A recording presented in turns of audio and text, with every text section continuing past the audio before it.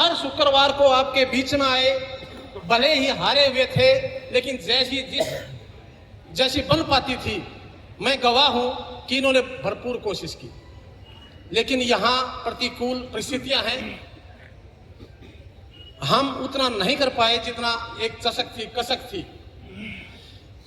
अपने इनके पिताजी ने यह कह रखा था कि जिस प्रकार मैंने ईमानदारी से, जिस प्रकार मैं कर्मठता से, जिस प्रकार मैंने लगनता के साथ काम किया कि बेटा इसी तरह से काम करना तो राजनीति में आना, नहीं तो पैर मत रखना। इन्होंने कहा हाँ पापा जी मैं ठीक वैसी तरह करूंगा। लेकिन उसके बावजूद परिस्थितियां प्रतिकूल रही। आपने इतना ज्यादा प्रेम, इनके बावजूद इतना ज्यादा प्रेम समर्पण दिया कि बस उसके कारण जो इन्होंने शक्ति मिलती थी, उसी का परिणाम आप छोटे से बुलाए के ऊपर आप यहां आए।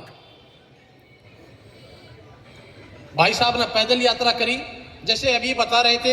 निश्चित रूप से मैं हरियाणा नहीं कहूं, बल्कि मैं फेसबुक पर एक्टिव रहा, देखा कि पूरे भारतवर्ष में चर्चा होने लगी, तो कुछ लोगों को तकलीफ होना स्वाभाविक था।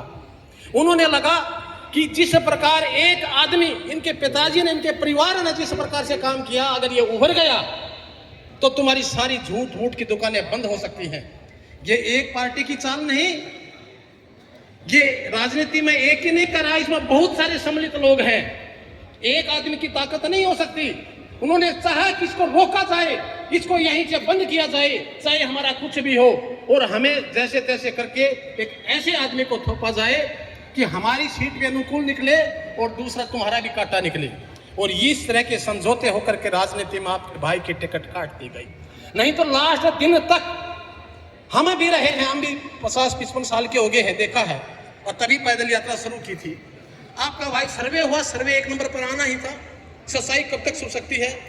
लोगों को और परेशानी बढ़ने लगी, और षड्यंत्र रचने लगे, और इस तरह के चक्र रचना लगा कि जिस प्रकार अभिमन्यु की हत्या की गई कि 3-4 दायरों में से कैसे निकलेगा, तो भाई की टिकट काट दी गई। और फिर जैसे आप में से, हमारे जैसों में ये प्रश्न रहा कि टिकट काट दी गई तो निर्दलीय लड़ लेना चाहिए था। टिकट काट दी तो आपने उस दिन फैसला लेना चाहिए था। मैं आज भी आया, कल भी इस बात से परेशान रहा कि हर भाई ये कहता, उनका जवाब अभी मैं देना जानता हूं। हमने भी 15 सालों से विरोध झेला है, हमारे तो पड़ोसी हैं।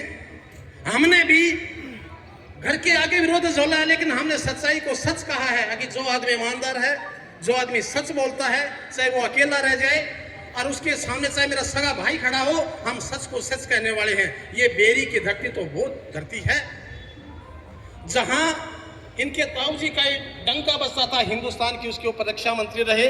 जब हिमाचल, पंजाब, हरियाणा उस समय जब एक था, संयुक्त था, उसके डिप्टी सीएम रहे, और कोई आज तक दाग नहीं लगा सका। तो जो तुच्छ राजनीति करने वाले उनको परेशानी होना स्वाभाविक था। बुजुर्गों, नौजवान साथियों, फिर आपका प्रश्न उठता था कि उसी समय आपने लड़ लेना चाहिए था। ये सही बात है, प्रश्न हमारे दिमाग में भी आया।